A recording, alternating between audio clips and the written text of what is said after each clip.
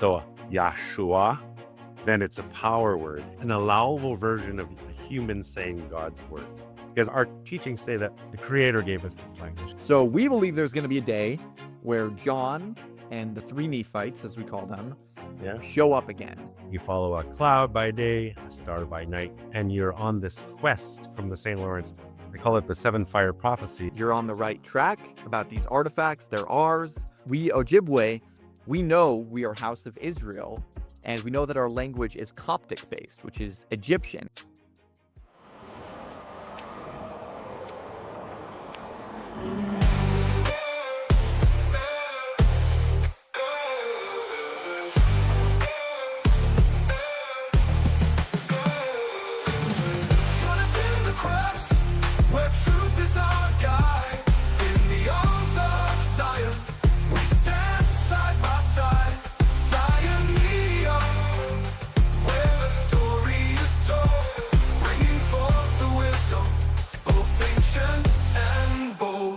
Welcome into another episode on Zion Media, and here we have a unique guest. We haven't had a native on the channel for some time, so this is great to have a real native here on Zion Media and to be able to learn from Brian Otinen. Did I pronounce that right? I pronounce Otinen. Okay, well, Brian Otinen, and then we also have Latter-day Chad. Thank you, Latter-day Chad. In fact, Latter-day Chad has been talking with Brian, and I think we met you at the last Book of Mormon evidence conference with Wayne May. And so, yeah, thank you for coming on to the podcast. And Chad, I'm going to have you kind of lead this conversation. So you make me quick on the screen.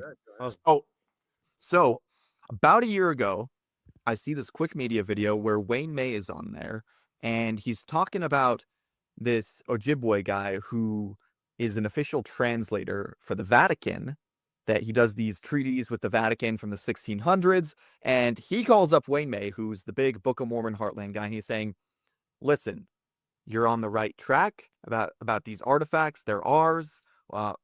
We Ojibwe, we know we are House of Israel, and we know that our language is Coptic based, which is Egyptian. And I mean, if you're familiar with the Book of Mormon, they were Egyptian Hebrews who fled during, the reforms in 600 BC thereabouts.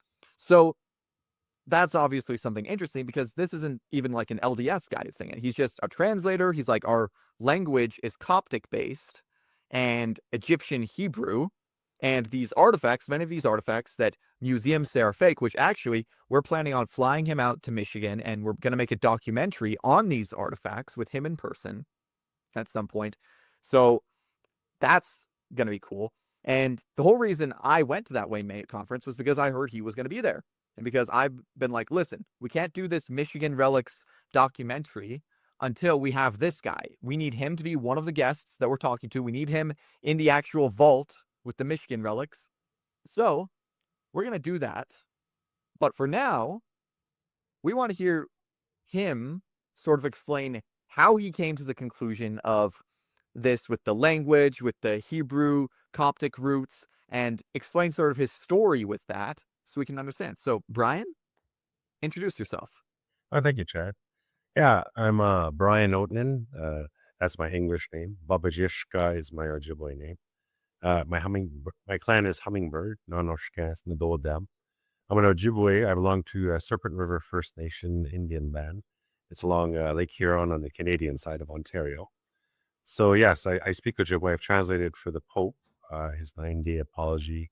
I've translated for the new Prime Minister, Carney, the old Prime Minister Trudeau, the Youth Commission. So yeah, I'm the bridge between my people and the federal government.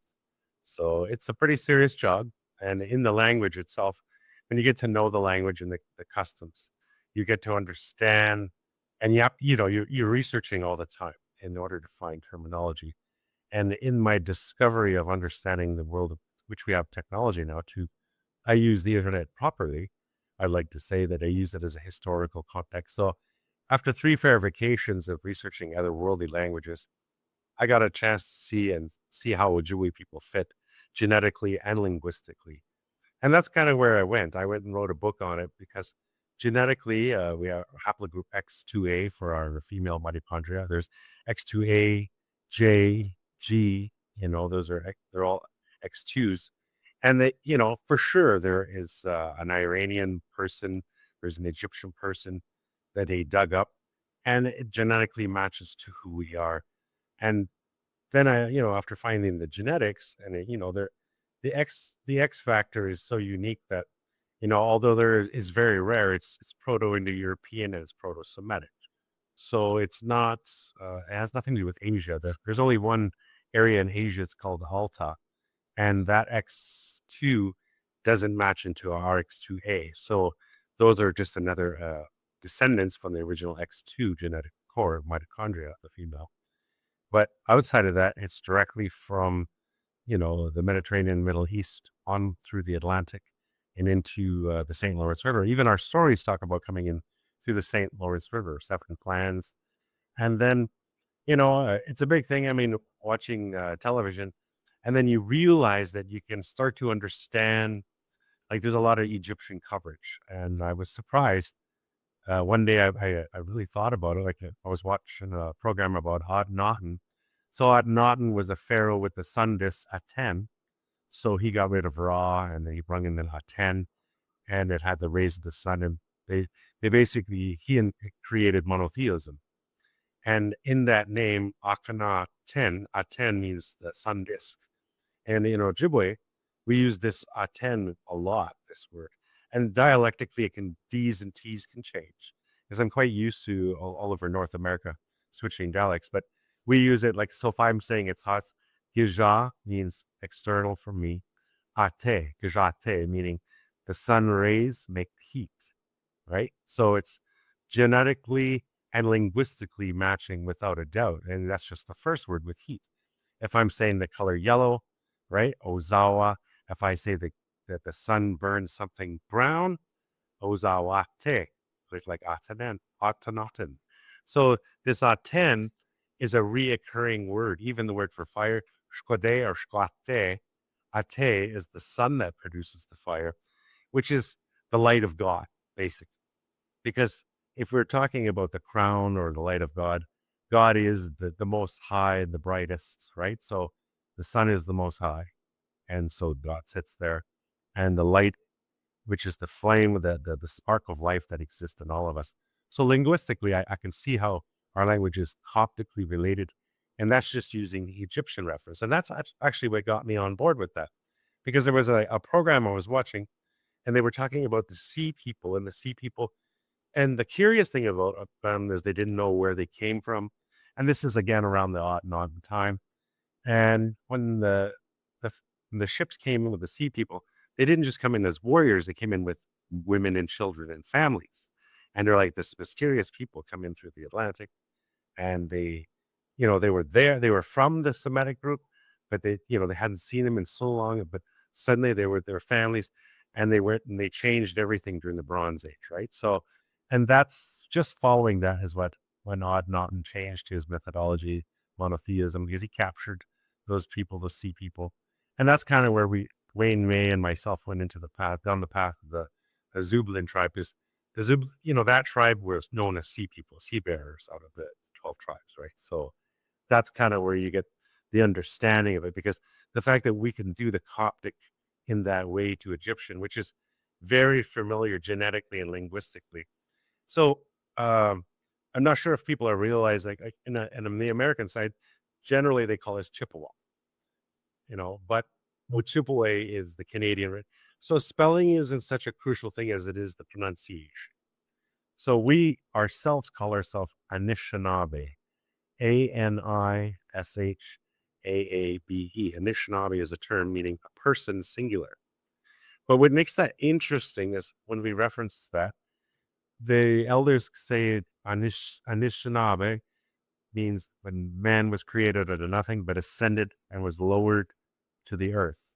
That's really what the breakdown derivatives of it. And if you take that word, and now that you know that this is Coptically genetically related, so let's jump over to Jesus' language, the Aramaic language. Well, if you wanted to say women plural, it's the word nisa. like Anishinaabe. So in dialects, they have H, they drop the H, but the root word is nis or nisa in the first part of Anishinaabe. So when we referring to understanding, again, the first persons or first persons created, we say Anishinaabe, that's our creation story word. There you see the nis for women in Anishinaabe. And then if you wanted to say husband, right, in Hebrew, it's the word ish, I-S-H. So Anishinaabe is the inner mechanics of the etymology of the word of that person describes that first man and that first woman, right? So you understand how without even trying to, it's just like it seems to always line up like a gear. It's like, wow, I didn't even have to try. So then I explored further, like our word for first, like, the word Adam and Eve. So D's and T's, again, are interchangeable. So we say natum, and then our Cree relatives say nastam, which is the word like atom for you guys. Natam, nastam. So I started researching, well, why is it nasta and why is it nita? Because it depends on how they were referring to it. So nisa is when in first action is what it translates to.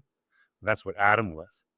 And then when you're looking at Sumerian language, the word nisag means the first seed of creation. And that's what gave birth to the Hebrew first month of March called Nisan. You see how the word Nisan and Anishinaabe and how it all interconnects. So unknowingly, just by speaking Anishinaabe, known as Chippewa Ojibwe, suddenly I'm speaking Coptic Sumerian, right? I'm speaking all these same languages. So I now have an affirmation that's genetically, it's linguistically.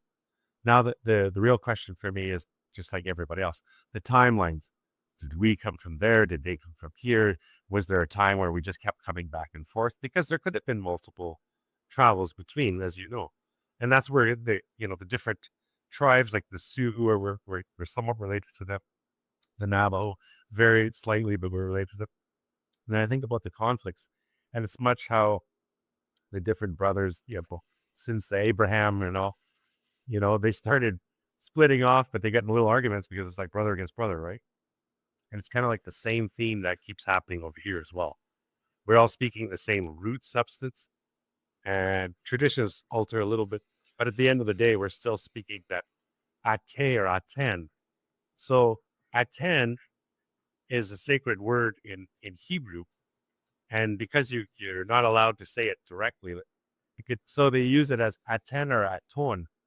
So that Ati becomes a D, and in Hebrew, it becomes Adone. So Adone is another way to say Aton and Aten, which is visualized as the sun's rays, but really it's the sun itself, which is God's light, right? God's light is the one that manifests as, so it's not that we're all worshiping the sun. That is absolutely not what it is. It is that we are manifesting ways to express the brightness, the glory, the light of God through the word Atan or Atone. And so it becomes quite easy because then when you look at other words like our word for mouth, Adon, see it switches from fire to mouth. Then I start thinking about the symbology of how they used to describe things. It's not that they used to try to draw beings with fire coming out of the mouth. It's that the word of God it shapes fire as a symbol of transformation. It can inspire life. It's like a phoenix. It can also destroy and renew, right? So we have to look at it in a very calm and creative way. We never, like in the Anishinaabe way, we don't use like masculine and feminine in a big sense. We have above and below, and that's how we gesture things. You could say it's spoken Coptic before there was gender directionals, right? Because it's kind of like that directional. You kind of see it when you think of that word ate, and then the dialects of it. Well, then why else? That's why they have a woman as et in French, right? Why is it that that, and that's just one aspect of it. But it gets interesting. So, in our language, the same the The scholars call it animate, inanimate, but it's politically incorrect. I mean, animate, inanimate, you're starting to look for things that move on their own with spirit. So I like to term it something with limited time and unlimited creative powers. So that same word has an equal word, but more like to mean the sun's rays, ate. You say aso or asho. And this is where it gets interesting. So in our grammar dictionary, which is about 1,500 pages, it shows the animate, inanimate version by the scholars at the University of Toronto. And it says that ate's equivalent is the word asho or aso. And this is where you get the word Yahshua. So when we're talking about God's light, and in another form, you would use the word asho, and that's where you get Yahshua. So that is really another way of saying the word Atan, God's light, but we're referencing it in a sense that it's a descendant of God. And that's why it's more, to me, when people say Jesus, it's a great word, but Yahshua has more impact, because when I speak in the language, I know that in that word, it's any Hebrew word that is sacred has the letter H in it. In case you didn't know, like the word Sarah, you add the H, then it becomes embodied with power, right? So Yahshua, then it's a power word. It's an allowable version of a human saying God's words, because our teachings say that the Creator gave us this language. So instead of just saying ate or aton, we're saying asho. So there's other forms that can be used. So I can continue more, but any questions that I know it's a lot to absorb, but you see that there is a pattern to it all, right? And that's just, Yeah. I was just thinking, it'd be beautiful if we were able to like have the language written for viewers to see. And I'm wondering, is there a place that viewers can go to be able to learn more about the language and see how you break it down like you did? well, that's why I wrote the book. It's just like the beginning, start of it. See, a lot of people, we have a Rosetta Stone for Ojibwe language, but I wrote the book Atan and the Children of the Sun because we use that word every day. And you see it on the Egyptian channel. The Hebrews use it. They use the D dialect, which is Adone, Aton, right? So it's a fascinating world that when I'm listening to Hebrew speakers or Egyptian speakers or Aramaic, every now and then, as long as I hear it and I do the conversion, I can understand a good majority of what they're saying. And that's what the fascinating part is, because I can also see into parts of Greek, ancient Greek, which is Ojibwe language, well, Anishinaabe, because they're all part of that same Babylonian origin beginning, right? I mean, how can they not? Once you're from that, the Middle East or the time when Sumerians existed, Akkadians, it proves itself. So regardless of what linguists try to do, is I find, education systems good, but they lack open-mindedness, right? Because unless it's bang on for them, it's not acceptable. But in the world of Anishinaabe, our words have so many dialects. I mean, it's very common practice. Like the letter L can be the letter N, can be the letter H, it can be the letter R, it can be the letter Y. Those are all interchangeables. Milwaukee is the word mina in my language, mina, which means good, and aki means earth, Milwaukee, the good earth or the good soil. And if you look and you Google and you search, how do Sumerians say earth? It's ki. And actually, ancient Hebrews used to use the word ki as well. Shekinah was the Elohim's equivalent mother goddess figure. And I put that in my book. I mean, there's a whole bunch of research I did. I've been doing this for 5-6 years before I sent out the book. But the platform is there to show you, like, this is just the beginning. And I even start off in the book that I'm provoking you because I don't know all the answers. I'm not expected to know all the answers. But God, knowing everything, put all these signs, the secrets into everybody. Because since the Tower of Babel had fallen, you think about it, it's what made us stop communicating to one another is we sent ourselves apart. We lost dialects. And the loss of connection created those dialects. And I call it climate connection, right? Because you're saying the same word in minus 40 degrees from a plus 40 degrees Celsius. or in Fahrenheit, in Fahrenheit, it'd be like you're going to 110 degrees Fahrenheit, and then you're to the extreme of -40. I mean, you put a scarf over you, you're starting to say the same words, but that's what dialects are. They're a changing climate. Yeah. So I have a question. Yes. So you're talking about these different dialects and stuff. These two questions are sort of bridging to one another. But one, when do you think that people from the old world came over here, or do you think there are multiple migrations of people that came over? And two, what language roots do you find in the Ojibwe language from the old world, essentially? Okay. Well, I think there was multiple connections between. I think the most significant one was when we came through. So here's the tricky part, right? I mean, so there are groups that pre-existed here from 9,000 years ago, 15,000 years ago.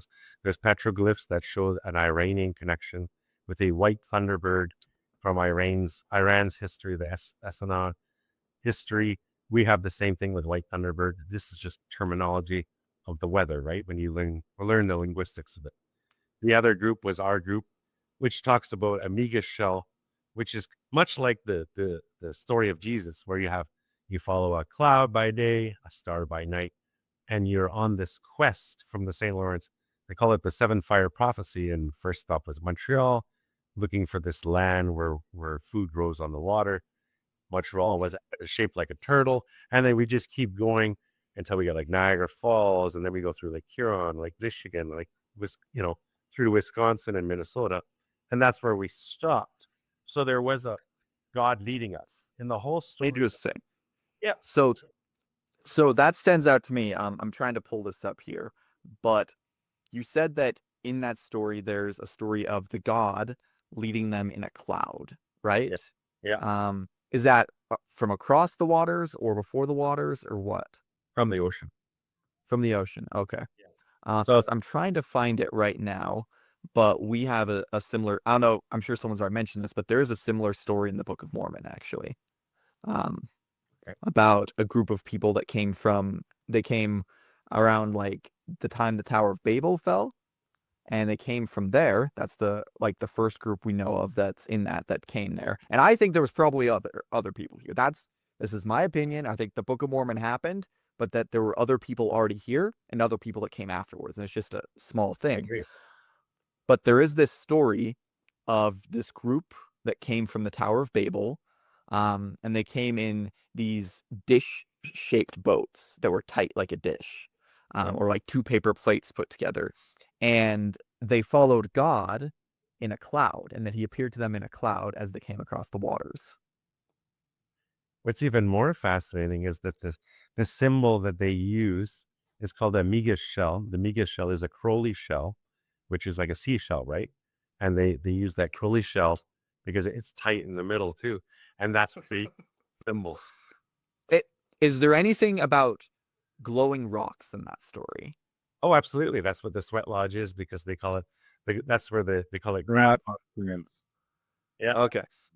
Because what happens in this story is they're being led by this guy. We don't know his new name. They call him the brother of Jared. And God, the Lord, he's appearing to them in this cloud and leading them away from the Tower of Babel. And because they were righteous, he preserves their language because they prayed when the languages were being confounded. And then they create these barges that are tight like a dish. And the problem is that there's no light, right? They can't have any light inside of it. And so what the Lord does is he says, well, what would you have me do? And so he goes and he thinks about it, and he sees these rocks. At least this is in the cartoon version. I forget if this is in the actual scriptures, but in the cartoon version, he sees these rocks in the fire that are glowing, and then it hits him. So he goes up the mountain to the Lord, and he's like, will you touch these rocks that they will provide light? And then he sees the Lord, and his hand reaches out, and he sees that it's a human hand, and he freaks out. It's like, I didn't know that the Lord had flesh and blood. And he's like, because of your faith, you were able to see that I am going to take upon myself the flesh and blood. And then the cloud disappears, and he sees Jesus Christ. It's like, this is how you're seeing my spirit body now, the body of my spirit. But you will see, this is the appearance I will have when I take on the flesh. I think and that's the story. But it's just because there's the cloud, there's the glowing rocks, and there's the tight dishes. I know I saw this lady called Navajo Grandma, and she was interviewing someone from the Micmac Nation. They were talking about these turtle boats. So is that the same thing as the seashell, the turtle boats? Yeah, because we're part of the Mi'kmaq. We're the Mi'kmaq are part of the Wabanaki or Abenaki. It's the same for us, right? Like we're descendants of the same people. These titles we give ourselves are like more about job assignments, I guess, like how the tribes, you develop these names because your descendants become more equipped with these job assignments. Right. Yeah. It's very fascinating because like the dish thing is enough for me to like be like that, but like the glowing rocks is interesting. Is that like what symbolizes in the sweat lodge then, or? Yes, exactly. Because there's 28 souls, because we also have the moon calendar, because true Hebrew and Arabic people run by the 28-day moon cycles, the same as us, 13 moon calendar. That's the proper way, right? And that this all changed much later life, but and even to add to this mystery is that our oral traditions talk about the 7 names of the 7 clans. Although we declare it as a bear clan, in our translations, it's kind of like more of the duty, like I was telling you. So there is a word called makwa or miskwa, but the word for bear in the traditional one is anoki or noki zib. And if you look up the word anoki, that means I am in Hebrew. Interesting. That's the first clan. The I Am clan. Wow, that's nuts. And it hasn't changed. That's the way they talk about it in the Medewin ceremonies. It's very, very interesting, because even like the traditions, like we're not even allowed to make snowmen and pictures. And this is kind of like the writing system that changed, because under the command of God, because he didn't want us to evoke spirits and things like that. Right. Yeah. So yeah. There's something I'd like you to pull up while I'm asking this. The Yod Hey Va on the Michigan Relics. I had a question about that actually. So I don't know if you would know much about this. You probably would. I remember when Wayne May was presenting on the Michigan Relics, he mentioned that there was someone from the Ojibwe who came to him years ago, and I don't think they were like someone LDS or anything, but they said that that Yod Hey Va that's on the Michigan Relics, it's the cuneiform one, David, not the Hebrew. I can see at the bottom. The sacred symbol on the Michigan Relics is something that is in the Ojibwe Lodge, and it is their name for God. So, are you familiar with that? I assume on the Michigan Relics, Yeah, I've seen the symbols, and that was the point I was trying to when I was in Utah, because I'm just learning about the Michigan relics as I've heard about them, but I mean to go and actually take modern information and say, well, here's about 20-30,000 tablets. I mean, who is going to sit there and make 20-30,000 tablets unless this is an ongoing historical thing, right? And the second, to me, and that's that's the sacred symbol. Yeah. Have you gotten to see the Michigan Relics like in person yet? No, other than what Wayne has around his neck, I've not, just photos. But what strikes me as interesting is that I find the same similarities. You see, like this symbol with the eye that looks like a great eye. You have that, and then you have on to the right the other tablet. It looks like an eye with like raindrops. So that's the Atan symbol I was telling you about. So you see it on the $1 bill. Wow. And that's the same one. It means Atan or Adone. It represents God. And that's just another form, I guess you could say the allowable form, just say God versus On our dollar bill. That's crazy. So, and then there's the Yod Hey Va next to it. So if that's God and that's Right. Yod Hey Va, that is Lord God. Right. Correct. There, or Yes, Elohim Jehovah. You catch the point, right? Because there was rules, you weren't allowed to say it directly. Right. That is fascinating. And then so it says Lord God or Elohim Jehovah, and then there's all these people with their hands raised up like that. Okay. Exactly. And it's like it's so intricate that like the people who, if they were faking it, they would have to at least know somewhat about these languages. Exactly. That's my point, because the fact that I still see it, elders would have clearly seen it instantly, and they would have remembered it. A lot of things have been lost in 100 years. And I think that was, like most colonists of the time, their political motivation was land acquisition. So to try to erase people's memories and education about their background. But the thing you can't erase is the language. The language is its own archaeology. And it tells me that that's why I can speak into Hebrew, Arabic, Egypt, Coptic, right? Sumerian, because it's there. Like, look how easy it was for me to do it. All I had to do was play with the dialect because the symbols are universal for us. They're universal to them. I mean, I don't even have to try. And that's the whole point. So they knew, like, see how it's shaped like a shell? This goes back to the Nija shell, right? The tight like a boat, tight like a dish boat. Yeah, see the point now, right? So it goes, it's all consistent because the knowers or the creators of this knew, they remembered. Interesting. So do you know if, because we always hear rumors that somewhere in such and such tribe, they have other relics that are similar to this or have similar writing. Is there anything you've heard about that or that you would know as a translator? Yeah, there are other relics. I've had a chance in 2022. I went and seen a Mi'kmaq elder in Maine. So he shared with me copper scrolls. There's different sets. There were sets that actually were here, and then there were sets that was given from the Knights Templar in 1390. I put that in the book because there was a Bruce and these other, one was an Arabic man. Anyways, these Templars were running from the Vatican at the time because they knew that we had these copper plates. And the story that I was told by the knowledge keepers that had it from there, the Mi'kmaq man, is that it had to do with the Ark of the Covenant. It was a structure that is around it, right? Because there are various symbols and all that.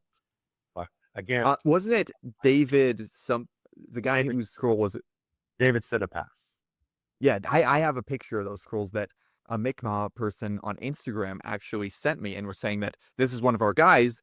He has these scrolls, and he just saw me on some live stream talking about like conspiracies, because that's how I got this stuff, was conspiracies. There's covering something up. There's something going on. And he saw me on that live stream, and he DMs me on Instagram. He's like, I didn't know that the Mormons believed in any of this stuff. I just heard that Joseph Smith copied part of our language on that manuscript from the gold plates or whatever.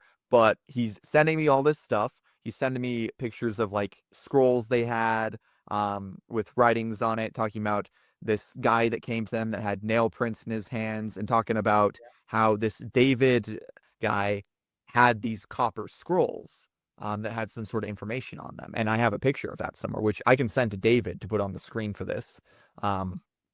But I do have that saved on my phone somewhere. So what's interesting is we see this pattern. I know in Illinois, they're in the Chicago Field Museum. They currently have, unless they've thrown it in the ocean or something, iron chest plates and celts, which they try and say came from meteorites, which doesn't make a lot of sense to me. Yeah. So, and then we have these Michigan relics that were found as early as 1912, the earliest, 1812, I mean, on the earliest one being on an island in Lake Michigan. And then they try and say, actually, these thousands and thousands of them were all faked by these two dudes who weren't even born when the first ones were found. So what do you think is going on with this pattern? And does it relate to, because I know you said there's something going on where you, if I understand correctly, you translate treaties for the Vatican. And I would imagine. Yeah. So could you go into that a little bit? It's legitimate. So doing my job as a translator with, simultaneous and for museums and all that, I learned that the reason, and the Vatican just recently, last year, recanted on their Doctrine of Discovery. That's the actual title of it, Doctrine of Discovery. So there was an agreement with the colonists of the time, the English and the French, that the Vatican said that these people in Illinois, Ontario, everywhere, right, which is my people, weren't civilized, so they couldn't possess and own land. The truth being that those are Semitic original people. The reason they had to debunk it, and the reason they still today, universities, in my opinion, who are still under the mandate of governments, behind the scene, will not allow this validity, is because it would undermine history itself, because their whole basis of their countries were built on this document called the Doctrine of Discovery. If history said that these were the original, Semites, of the past, which we are, that would destroy their whole bid as to why they stole the land. So their motive is to keep the land. So you're not getting any support. And that's where you're going to get a continual, well, why would we support that? We'd be giving up our right to the land. And that Doctrine of Discovery. So the Pope recanted, thinking that, well, I'm sorry, he said in the apology in 2022, that's what I was there for. But really, as much as he's sorry, unless you change the clock, and give us back the title of it. And I'm not saying that, us as indigenous people should just suddenly be the stewards of the land and control everything. That's not realistic. Right. Because we're all God's people, right? And now that we're all here, we all have a stewardship to the land. But it's still following the commandments within God's will, right? Yeah. Thank you for watching this episode on Zion Media. And I'm actually here to let you know that we have a sponsor. It's Oraqel Code. Now, you've heard us talking about Oraqel Code a couple times. It's an algorithm and application that we're actually designing. And it actually tells you not only a little bit about yourself, but we've been able to adjust this algorithm or this app in a way that allows us to make a song for people. And some of the responses that we're getting is that this song is almost like a patriarchal song, because when people see what their Oraqel code says about them, they say it's like, whoa, that's like my patriarchal blessing, or like a special message just for me. And then when we make a song out of it, it makes it even more unique and more attuned to who you are and your purpose here on life. And so really excited about that. The way you get access to your Oraqel Code and song is by go ahead and using the QR code that's on screen, or going in the link in the description and filling out the form, so that way you can be able to get your own Oraqel Code. I'm really excited to be able to be a part of this transformation and this blessing in people's lives. And I look forward to hearing what your Oraqel Code says about you today. And do you think that, because I understand now there's some sort of mandate where you can't even dig on burial mounds anymore. Like, you're not allowed to. There's a bunch of them that aren't even excavated. Do you think there's more Michigan relics out there that haven't been found, type thing? Oh, absolutely. Like if you look through, like Illinois is an Anishinaabe word. It's the L dialect. It's the word Inenewuk or Inenesuk, which means men, plural. Yeah. Yeah, I can read into it like coffee break. It's the same language I speak. It's just an L dialect, like Elohim, right? See what I mean? Milwaukee, Minnewaukee. It's just that easy to switch.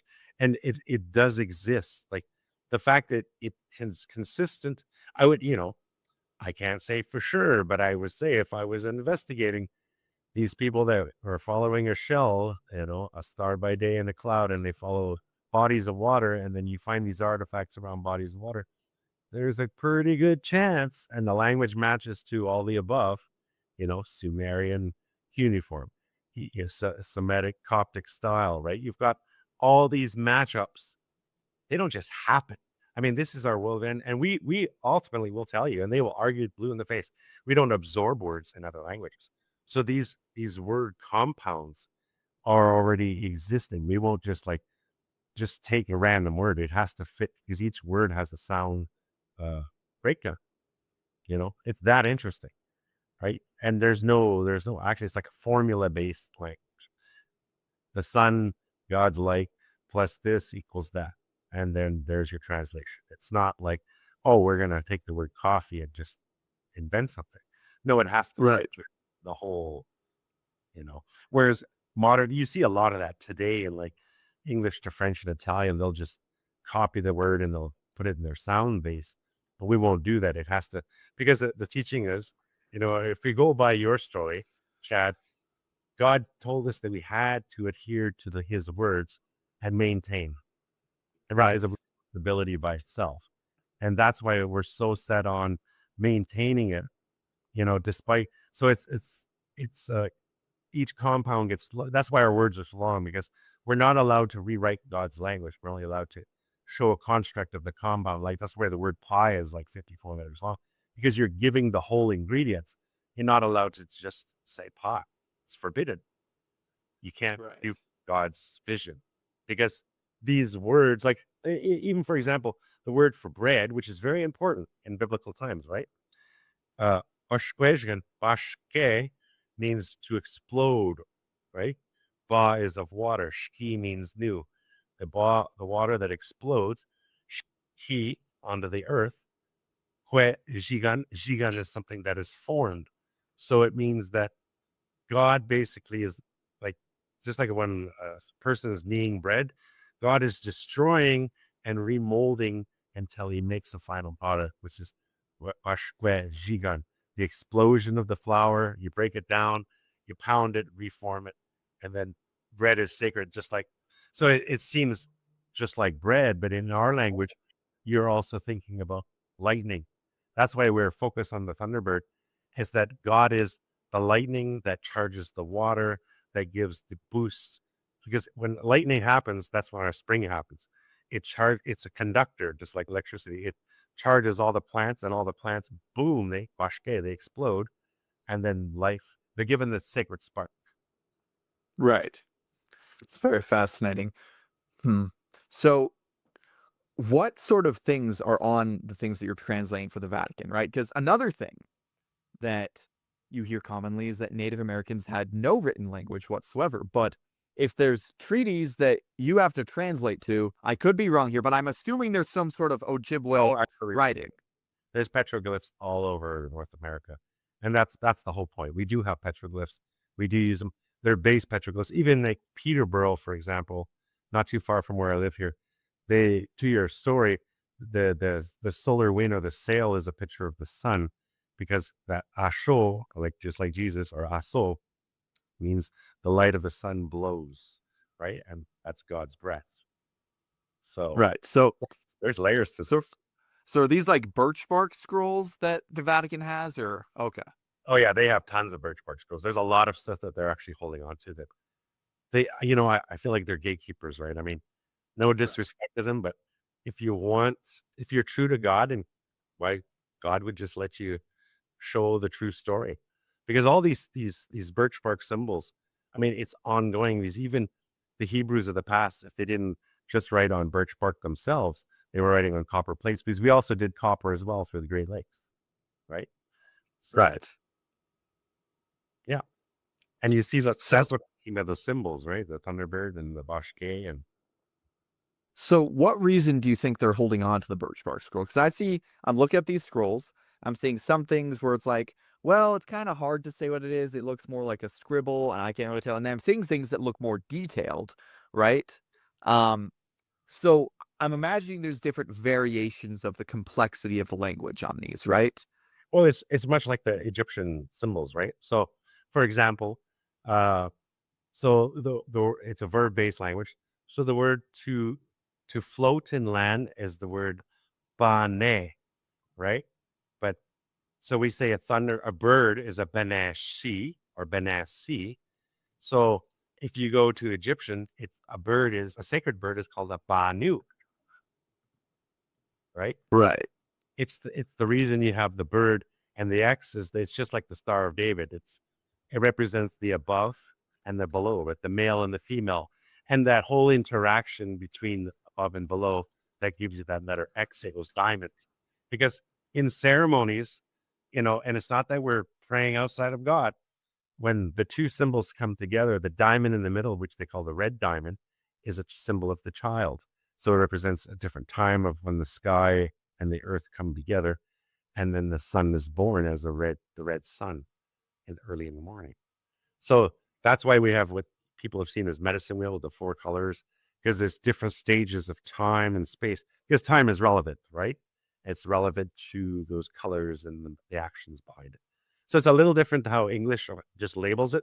We label things in motion pictures.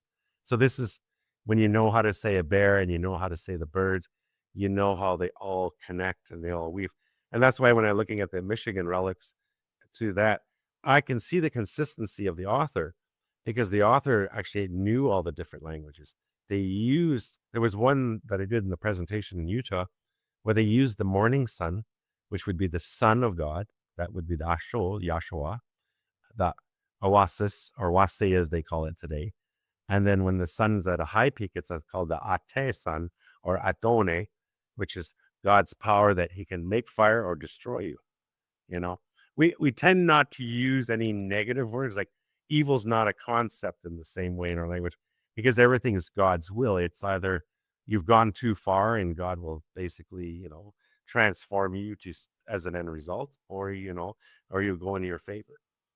I should have got more connected with my native side, because this is amazing to like my grandfather was Cherokee and he used to talk about being Cherokee all the time, and I never understood the significance. I think I was just trying to figure out what world I was in Right. growing up.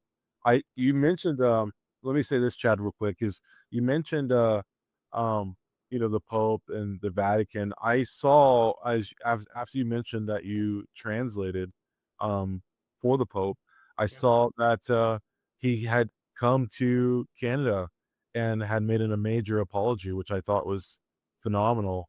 What was that like to translate for the Pope, and what was he exactly apologizing for? So that was a 9-day job with the Pope.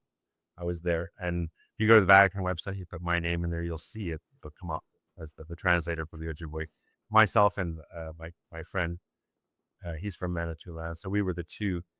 And so it was the only time they actually asked for my next of kin for a job. I never even got that when I did the prime ministers, right?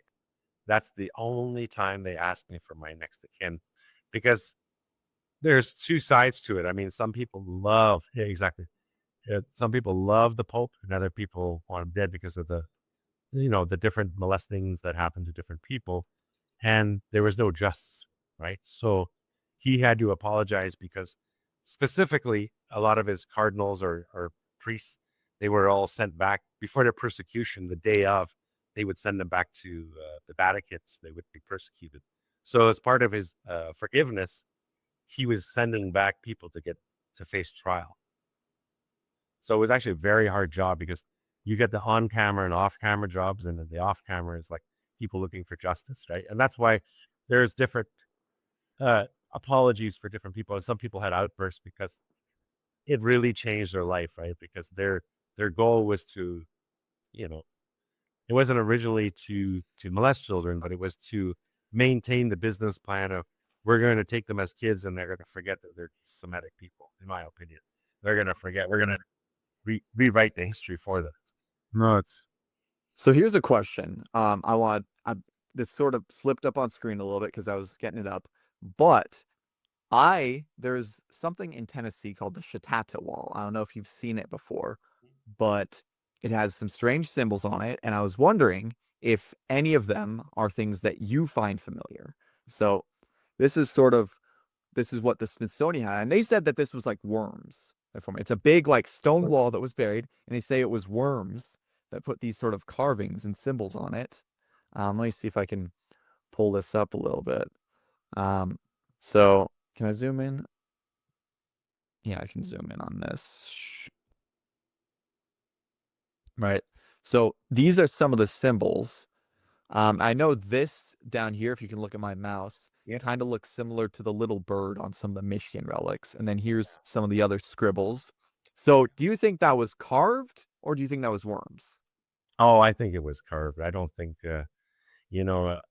unfortunately, I'd like to believe in larger institutions, but because, like I said to you, the motive is to hide true history because they don't want to give up the title to the land, right? And just like that, and just like the Colorado River with the Egyptian Buddhists find. I mean, that's why I wrote the book as it is. I mean, there's words that are Buddhist, but yet we have no Chinese in us, and yet these stories don't happen by accident. Like when I talk to the people that are the Hopi, they talk about, hey, well, you know what?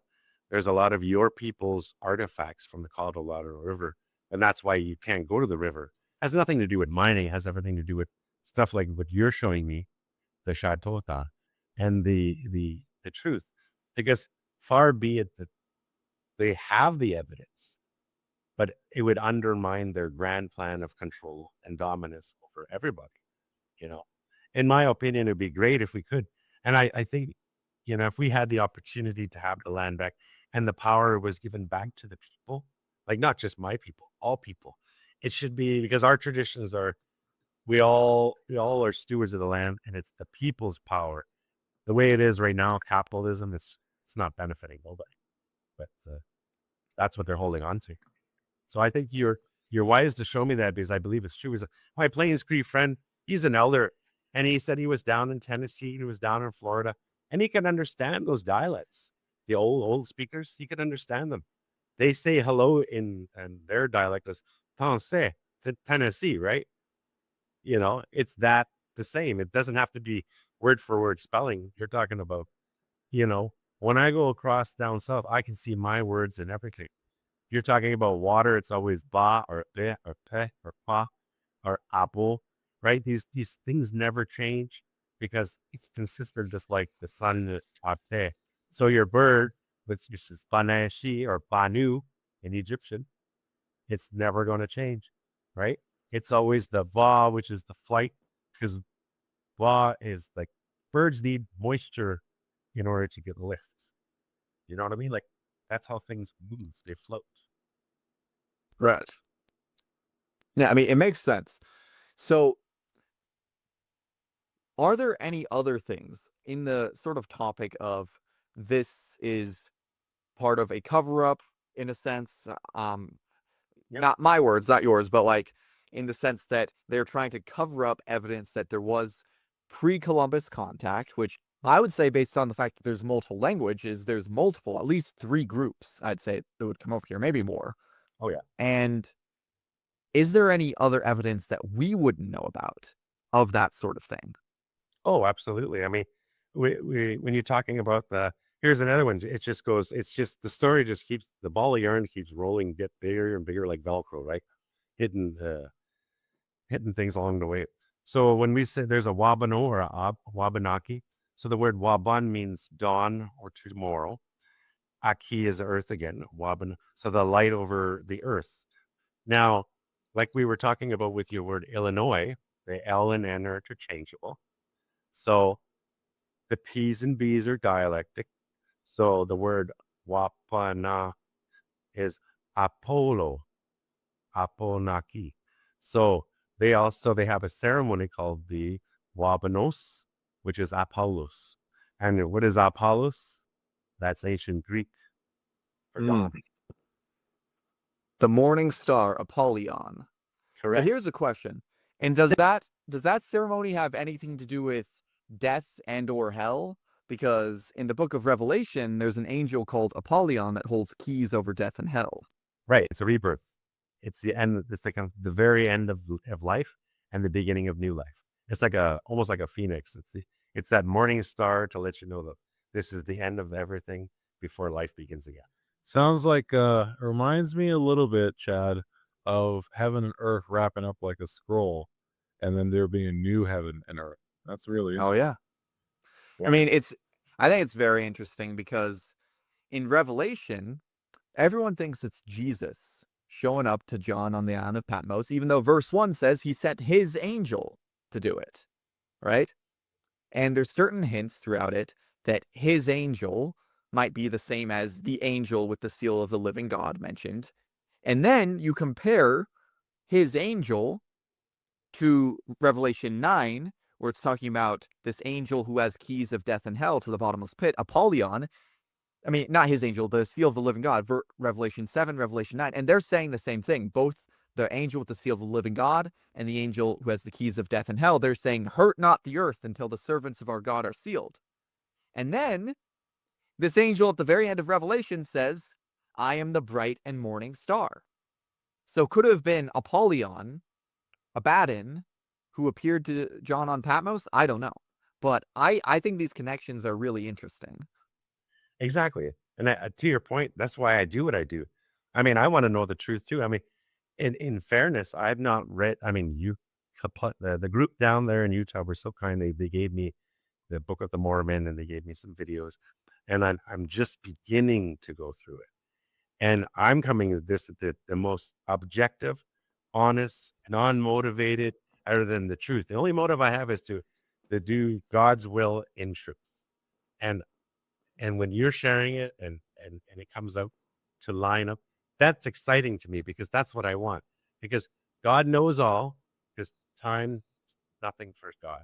He knows the end of the story, the beginning. Brian, what you're saying too, there's this phrase in the Book of Mormon that's mentioned multiple times, and it's called one eternal round. Basically, that God's way is one eternal round, and the things that you're sharing with me all hit on those, markers. The Latter-day Saints, they have this teaching called the plan of salvation. And the plan of salvation, when I first heard it, my jaw dropped because as a teenager, when I was introduced to the Latter-day Saint Church, um, I was looking for answers because I'd got a big one that was kind of revealed to me. And so for me, when I saw or heard the plan of salvation, which is that, our first parents, they were created by God, and that after they were created by God, they had taken of the fruit, Adam and Eve took of the fruit, and this world, went down a grade. And that's the world we've been living. And as Latter-day Saints, we call it the celestial kingdom. But we are planning on going back to the terrestrial kingdom, the kingdom that our first parents lived in when they were first created. And in that first kingdom, or in that kingdom that they were created in, they will eventually, will be there for 1,000 years, and then eventually we'll go to the final kingdom, which is where God dwells, the celestial kingdom. And in that celestial kingdom, we'll live there with Heavenly Father, our heavenly parents. But then we'll have this chance to go back down again and continue that cycle of growth and improvement. And I think, what was it? There is one other. That fits in what you were saying. Fits in the one eternal round. Fits in what the Bible says about the heaven and earth, wrapping up like a scroll, and just continuing the cycle, which is a wonderful cycle of progression to be more like our parents. Yeah. Well, I'm not so sure about the going back down thing, because there's another phrase in the Book of Mormon that says, go no more out, because going out is a bad thing, and we don't want to be down here. This is Satan's kingdom down here. He's the god of this world. He has dominion here. If I have an option to go out again, I'll be like, send someone else, not me, man. I'm good where I'm at. But I get you, because we do have a term for that too, and it is considered negative, is to go alone. Yeah. God's will is that we all work together, and Interesting. never put yourself above somebody. Even if you know something, you'll never know everything, and it's frowned upon if you do things all by yourself. So you're going to do it with God in your heart, and you're going to do it with people in the best interest of all. I'm done doing things by myself. So thank you for that. Yeah, always do it on my own. Got to get through it, right? So I've heard a rumor that, so we have this story in the Book of Mormon. And also, they gave you a Book of Mormon. I would recommend reading the original edition, because it flows so much better when it's written like a novel. Right? When they were writing this stuff, there were no verse headings. I never saw a revelation where God said, "Thus saith the Lord," add verse heading. Like, for me, this just flows better, the original. Yeah. But there's a story in there about after the Savior comes to the Americas, he ordains 12 disciples there. And 3 of them, these 3 brothers, they ask to remain until the second coming. So the idea is that their bodies were changed in a way that they wouldn't die. And I've heard a rumor that there's a similar story about 3 immortal brothers or something in Ojibwe or Anishinaabe traditions. So is that true? Or is that just a rumor that, okay. Yeah. So that we call that character Nanabush or Nanabojo. And then there's Majikiwis and his brother, right? So the whirlwind and first son. The first son, whirlwind, and Nanabush. So they're Nanabush is, although it says he's a trickster, he's really not so much a trickster. It's only a trick when you don't know the truth of God. So that character or the immortal being, we draw with rabbit symbol. It's a rabbit man symbol. Just represents that people are like rabbits, and in an aspect that's where the trick is, that rabbits run in fear, but they do it in such a creative way that they multiply because right. So it's to teach you that how you react is reflective. So everything that we say in this conversation, although we are speaking for our knowledge, it is always reflective to who we are. So like you can walk into a room, and that, like the prophecy is, listen to the people, and what people often accuse one another is what they're reflective to their experience. So you're omniscient. So you always have to be very kind and cautious in how you say things. So when I think about that prophecy, that has a lot to do with the wisdom of the teachings, because they're said to exist as immortals, right? Yeah. And what we believe is that those guys are still running around here. Yeah. We also believe that John, the disciple of Jesus Christ, he asked the same thing to Terry. And that's why we have no record. There's no record of John dying. In Revelation chapter 10, the angel that comes to John says, "You shall prophesy again before many nations, peoples, tongues, and kindreds." And we believe that's yet to happen. That's what our Doctrine and Covenants say. So we believe there's going to be a day where John and the three Nephites, as we call them, Yeah. show up again. And who knows, like, maybe they say, be careful when in the book of Hebrews, how you treat strangers, because you might entertain an angel in disguise. So that homeless man on the side of the road might be one of the three Nephites and John just testing you. It's true. It's true. Because I mean, that's what, to the point of all this knowledge, right? I mean, I take zero credit other than I continue it. God's plan, right? Like, Yeah. you think about to the power of God's words, like you said, Nephilim. At the same time, the word neph is the root word for nepi for us, which is water, the power of water. So it's just like the word Apollos, which is our wabanos. So if I said the word Neptune, the god Neptune, or the planet Neptune, Neptunus, nepi is Mississippi, means water, and tun means created or made of. Made of water is what it translates to. And us means from far away light. So literally, it doesn't matter what timeline it is. This language that we speak is sacred language, just like Hebrew and Arabic. It's God's language, and it shows itself in Greek. So to that point, why wouldn't I believe that there's three beings that are immortal when look at how amazing these findings are? Why wasn't it spoken up before? Because it wasn't the time. It's only Right. time when God ordains the wake up for all. Hey guys, if the three Nephites are sending out a song, a symbol saying to wake up, then it must be time to wake up. My opinion, I think John and the three Nephites, that there's a whole group of these immortal guys. They're like living in the North Pole or some secret places. This is my theory. I think John, he's probably cruising around here in some sort of sports car. My opinion, I'm just guessing. Yeah.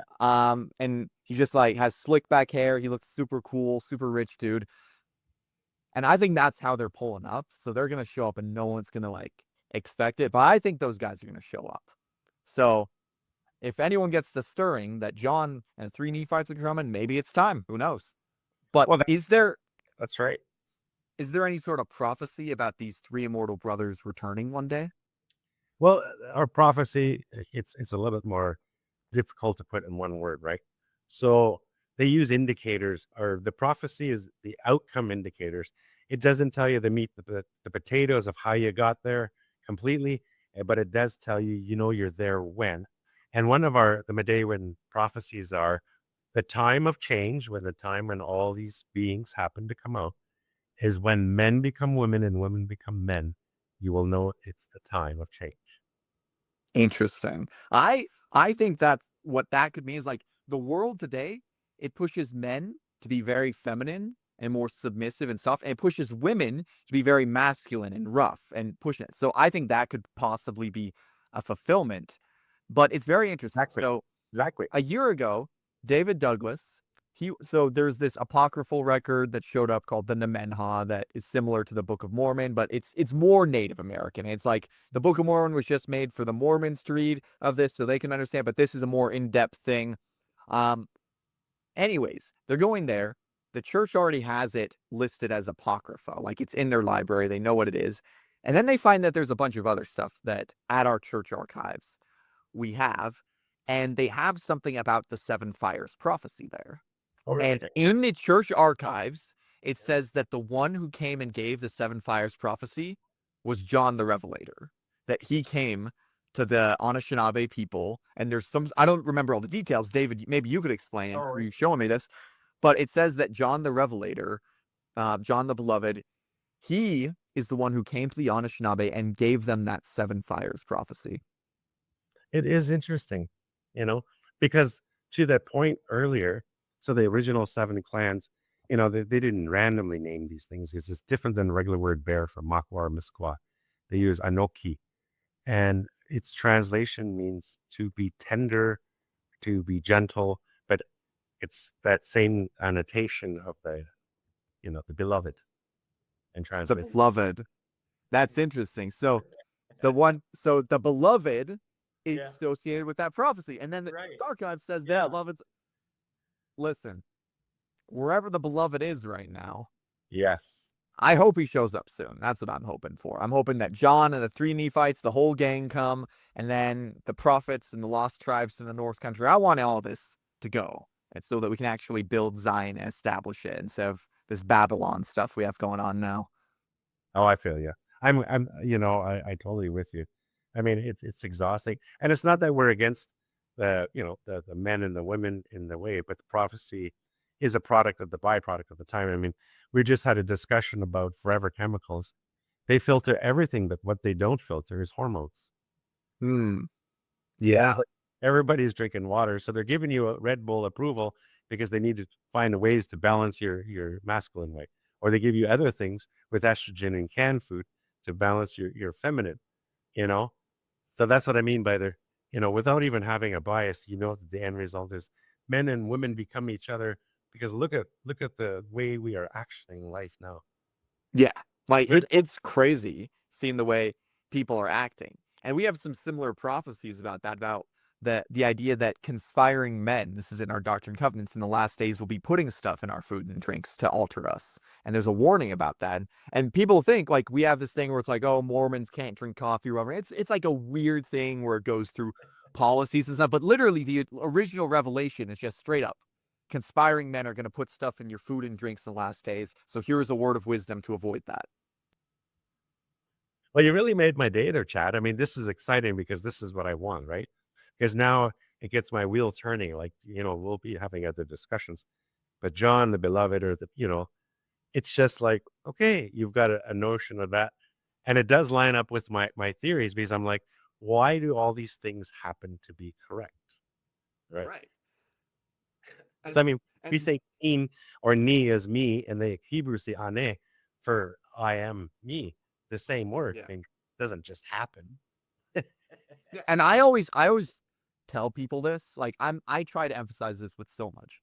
There's a bunch of prophecies we have in the Book of Mormon that have not been fulfilled, and they try and say that, well, the LDS church fulfilled it by existing, and that's what it is, and that's what the remnant of Jacob is. And the Book of Mormon's describing in the last days that there's going to be this big rising up, and that there's going to be these lost tribes of Israel who come from wherever they're hiding, and that there's going to be the remnant of Jacob in the Americas, that they're going to rise up in remembrance of who they are, and that the righteous remnant of the Gentiles who are grafted in, which is us, they will come together, and that they will establish this Zion together.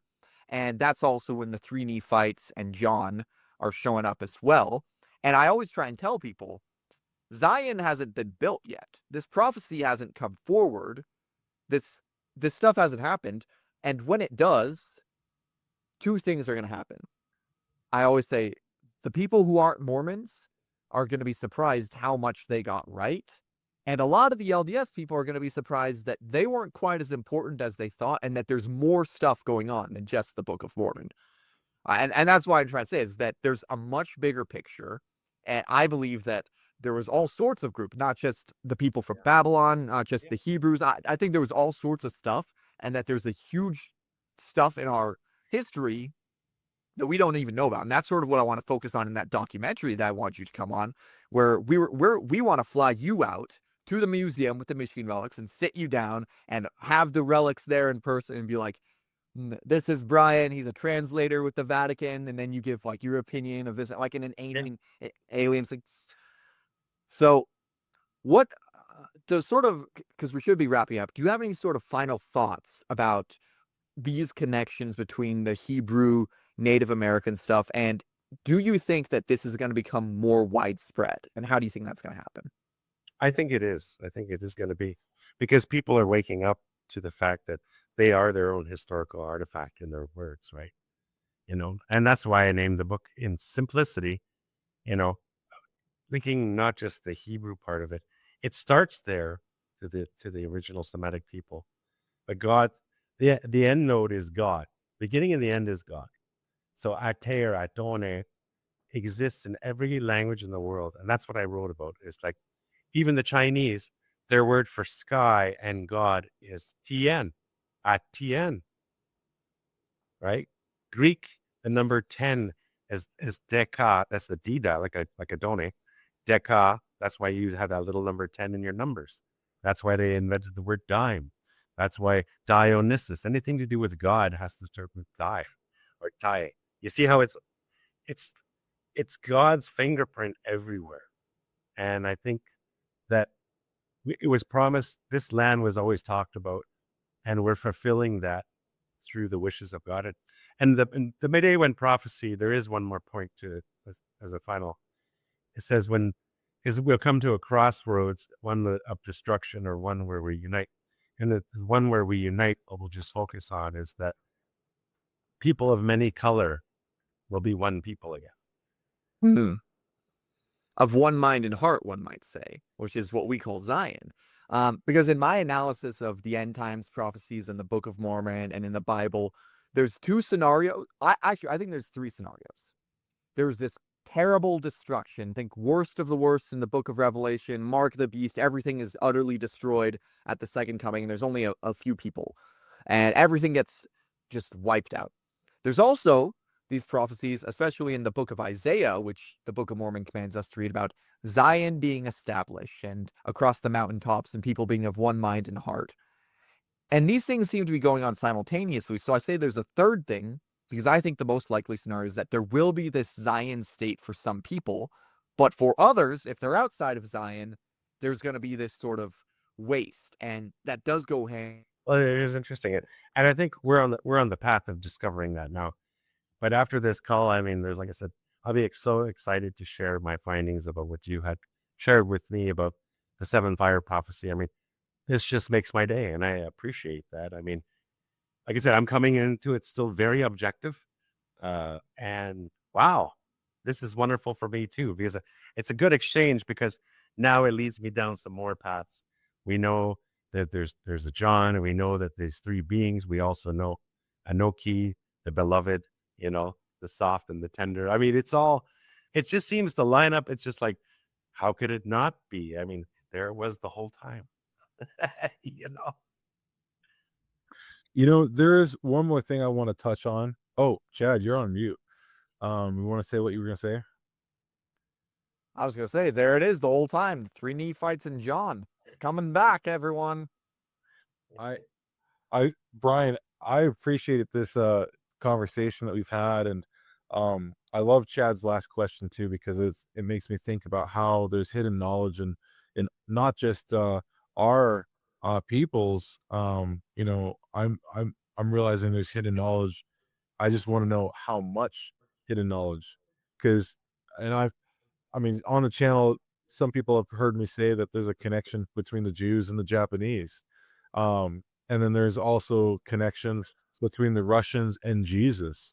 Like Jesus came to visit the Russia, like the old Russian people back in the day. And then there's even more in Egypt and also in, Asia, India and so forth. So it's wonderful to hear what you've shared in this episode, because it's like you're bringing to light the things that we should know as Americans and also as Native peoples. I'm speaking for both, and even African people. I'm just going to say for my other side of my family. And so thank you so much. Were there any other final comments that anybody had that you'd like to share before we wrap up? Well, I think what it shows us is that there's a lot of stuff going on that we don't even know about. Most people don't know that Ether chapter 4 says that the book of Revelation is going to happen after we get the sealed portion of the Book of Mormon. No one understands those prophecies. And we look at these things just in the Book of Mormon alone. And for example, in 2nd Nephi, there's this chapter, and they think all the prophecies are about Joseph Smith. And then I think it's like 3 or 4 different figures. Like there's the original footnotes talk about a Native American prophet. There's one mighty, there's a prophet like Moses, there's a choice seer, there's all these people that come in the last days, and we were told there's going to be these prophets from the north country, wherever that is, that come in the last days. And then with Brian saying all this stuff just on our continent, there's a lot of stuff going on. So I think that whatever happens, people are going to be so shocked that kings will shut their mouths when this stuff happens, because the true history of the world is going to be crazy. That's what I think. I love it, Char. I think that's why we do what we do. You know, we're not doing it for anything but the truth, and that's what keeps us going. I've always been under the belief that as long as you're passionate about what you do, God will support you. And I think what we're passionate about everybody. We love everybody, and that's God's will. And instead of blaming blame on anybody, we understand our way through it. Right. And that's what God wants us to do. You know. So I feel very enlightened today. I mean, as much as I shared, or we all shared together, it's just I have so much. I'm going to be charged up for weeks just thinking about more things we can talk about again. Yeah, well, you're welcome to come on anytime. I know our viewers love this sort of content, just in general. And we would love for you to come out to Michigan with us and record that documentary on the Michigan Relics, breaking down with your expertise so we can be like, this is our expert, that, right? But I think that about sums up for this video. So, 3 Nephites, John, if you're watching this, you come visit us, right? Well, I'm waiting. I'm asking for messengers from my father, right? Yeah. And if you guys think that what's happened to the world so far is the marvelous work the Book of Mormon is talking about, you're wrong, because the Book of Mormon says that happens around the time or after the sealed portion. So, like Elder Holland said, there's more good things coming in the future, and we just need to keep an open mind and be able to look and try and figure out what's actually going on in this world, because it's just about truth. It's not about sticking to our traditions or our dogmas or our creed. It's about finding truth and reconciling it all into one great whole. So I'm Latter-day Chad. This is David the Lion Douglas and Brian Otinen, and we will see you next time.